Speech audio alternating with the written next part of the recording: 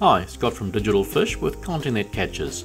I was up at the Hibiscus coast for a spot of kayak and rock fishing one afternoon with a plan to fish into the evening. After some strong easterlies, the wind had dropped and I was expecting some good snapper action after dark, but planned to do some drifting and soft baiting out of the kayak first. I was going to cast into the shallow kelp beds and quietly ambush some fish. With the milky coloured water, I was tossing up whether to go natural or bright colours first.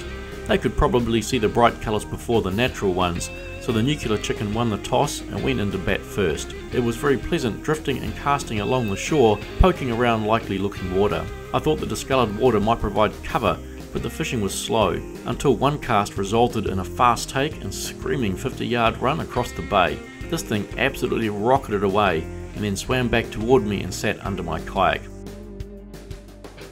What happened next changed the colour of my undergarments. The ray jumped at the kayak and gave me a big fright as I saw its tail whipping around toward me. My reflexes managed to do something and I held my rod out and kept the ray from landing in my lap. I had accidentally hooked him in the wing, but didn't want to chance another close encounter. Since I didn't have a net or gaff on board, I cut the line as close as I dared to the ray. I had had enough eagle ray excitement and paddled to a rock ledge to set up for an evening fish.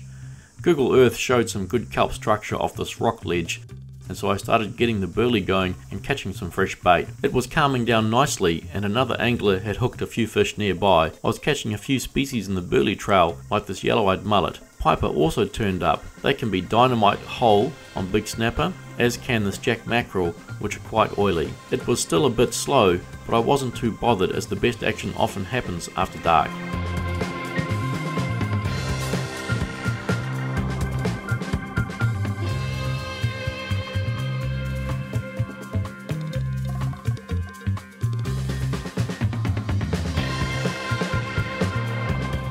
The water was extremely shallow and I lost a bit of gear even though I had no sinker. I could see a school of mackerel gobbling my burley right up close near my feet. Lots of creatures like to eat mackerel, snapper, KAHAWAI and kingfish for a start, not to mention marlin and dolphin and gannets. On dusk I hooked some small fish but also lost two bigger snapper that would have filled my bag. After dark it went quiet again and I dipped out on dinner. I've caught some really nice fish along this coast after dark, but for some reason they weren't hungry or they were somewhere else. It was going to have to be steak for tea instead, as I had excitement but nothing else to take home this time. This is Scott from Digital Fish with content that catches.